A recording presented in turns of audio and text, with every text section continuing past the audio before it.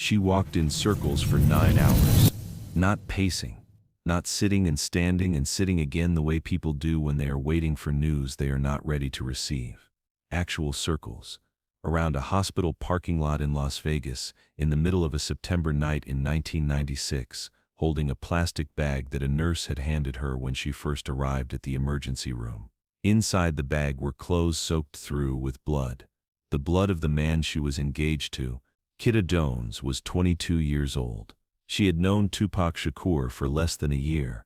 They had lived together for 4 months, and somewhere inside the building she was circling, he was in the ICU with no blood pressure and 2 blood transfusions in him and a team of doctors working to keep him alive after he had been shot 4 times on Flamingo Road at 11:15 in the evening of September 7, 1996. She kept telling herself the same sentence over and over until the sun came up. There is no way he is going to die. There is just no way. What happened over the 6 days that followed, and in the months and years after that, is a story that most people have heard in pieces but never in full. Not because the facts are difficult to find, but because the facts taken together form a shape that is harder to look at directly than any individual piece of them. A shape that involves 3 people whose names are known to everyone, and a thread connecting them that has stayed in the margins of history for nearly 3 decades without anyone pulling it to the surface and following where it leads. By 1999, Kida Jones was photographed in Los Angeles with Leonardo DiCaprio. And what DiCaprio had done in the year before that photograph was taken, at the exact moment when his fame was at its absolute peak, when he was 24 years old and every door in the world was open to him and nothing was required of him, is the part of this story that nobody expected.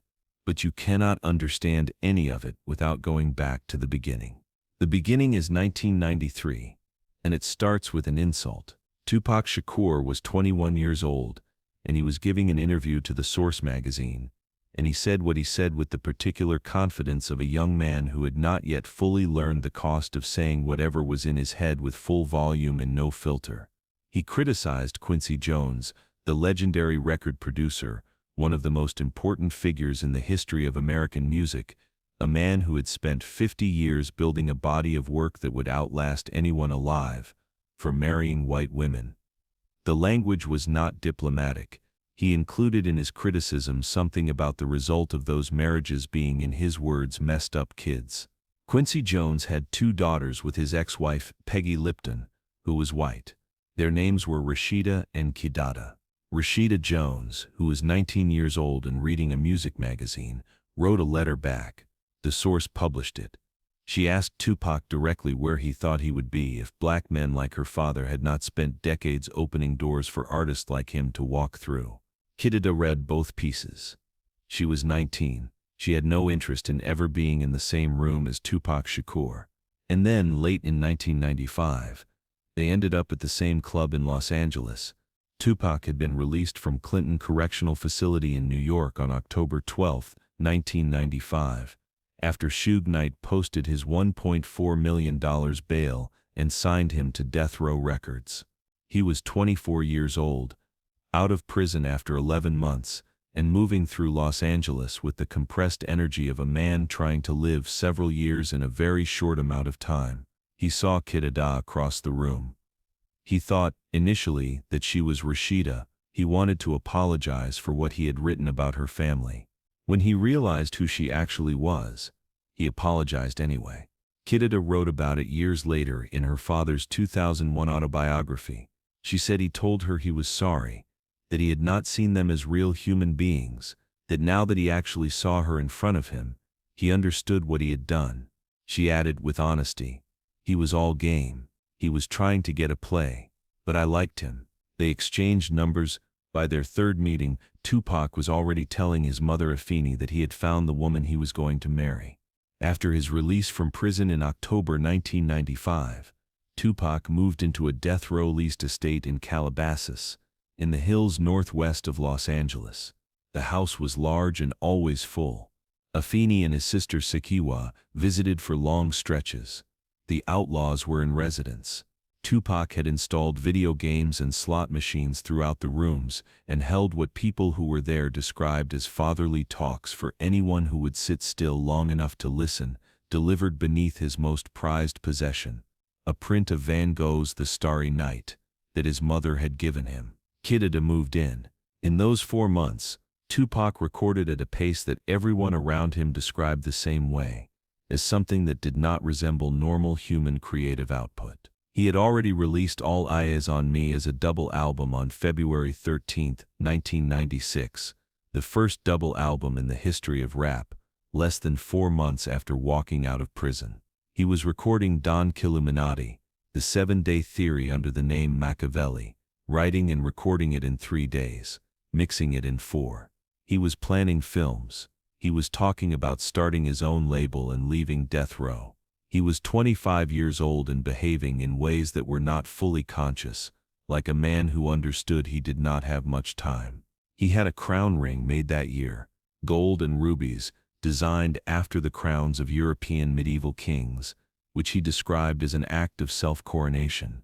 He had it engraved inside with 4 words, Pac and Dada 1996.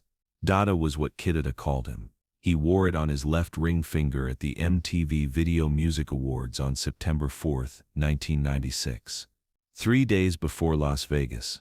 Every night he called from the road. He ended the same way. I would take a bullet for you. He did not say it as prophecy.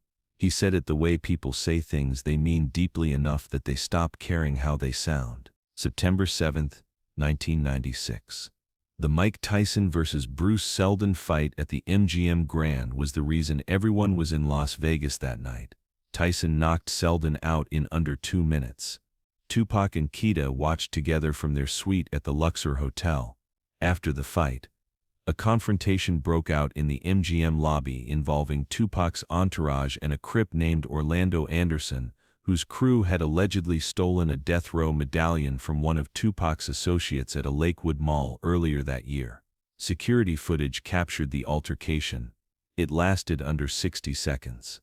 Later that evening, Suge Knight's convoy was heading to a club called 662. Before Tupac left the hotel suite, he told Kidda there had been trouble with a Crip and it was not safe for her to come. She had a bad feeling she had been carrying all day and could not fully explain. She asked him to stay. He told her he would be back. He left. At approximately 11:15 p.m. on Flamingo Road near Koval Lane, a white BMW pulled up alongside Suge Knight's black BMW 750 IL at a red light. Someone inside fired multiple shots into the passenger window. Tupac was hit 4 times. Twice in the chest, once in the arm, once in the leg. Suge Knight was grazed by a bullet fragment to the head. When Kidda got the call, she went directly to the hospital. A nurse handed her the bag. She went outside and walked in circles. There is no way he is going to die. There is just no way. Tupac was on life support for 6 days. He regained consciousness once. Kidda was in the room when it happened, placing a CD in the player next to his bed, Don McLean's Vincent. She heard a sound and turned to see his eyes open. They were swollen and filled with mucus, but they were open. She moved close. Tupac, she said, if you can hear me, move your feet. The sheets rustled at the end of the bed. She moved closer. Do you know I love you? Do you know we all love you? He nodded. Distinctly, unmistakably, he nodded. She turned toward the door to get someone. Behind her, Tupac convulsed. Then he slipped into a coma from which he never woke. On September 13, 1996, Afeni Shakur told the doctors to remove life support. Tupac Amaru Shakur died at 4:03 in the afternoon. He was 25 years old. 3 days after his death, Kidda had his face tattooed on her arm. She wrote later, for a while afterward, I didn't want to be alive. I was on my back, literally on my back for months. My father underestimated how that affected me and shaped and molded me as a human being. She was 22 years old. She had known him for less than a year. She had lived with him for 4 months, and she spent the better part of what came next unable to get out of bed. But here is something that almost nobody knows. something that happened years before Kidda and Tupac were ever in the same room, and that involves a man who was, at the exact same moment Tupac was becoming who he was, becoming something enormous himself on the other side of every imaginable cultural divide. In 1994, director John Singleton was putting together the cast for a film called Higher Learning. It was an ambitious picture about race, identity, and violence on a college campus. Singleton had a specific person in mind for the lead role, a character named Malik Williams. He had written the role for one person. That person was Tupac Shakur. The supporting cast included Leonardo DiCaprio in the role of Remy, a white student recruited by a campus hate group. The original plan was Tupac as the lead, DiCaprio in support, Gwyneth Paltrow and Juliette Lewis in additional roles. Four of the most talked about young talents in Hollywood and hip-hop, in the same film in the same year. Neither Tupac nor DiCaprio made it to filming. Tupac was arrested in late 1994 on sexual assault charges and was subsequently incarcerated. DiCaprio had a scheduling conflict with The Quick and the Dead. Omar Epps replaced Tupac. Michael Rappaport took the role DiCaprio had been attached to. Paltrow was replaced by Jennifer Connelly. Singleton said it plainly. Years later, I wrote Higher Learning for him. The original cast was supposed to be Tupac, Leonardo DiCaprio, Gwyneth Paltrow, and Juliette Lewis. Pac ended up getting in trouble. And then all that stuff happened in New York. Two young men, both at the edge of becoming something enormous, both attached to the same story at the same moment, both walking away for different reasons. They never shared a frame of film. As far as any public record shows, they never met. And then Tupac died. And then DiCaprio did something that nobody watching his career from the outside would have predicted. Leonardo DiCaprio was born on November 11, 1974, in Los Angeles. 3 years after Tupac, same city. His father was a comic book artist and underground publisher. His mother was a German secretary. They divorced when he was 1 year old.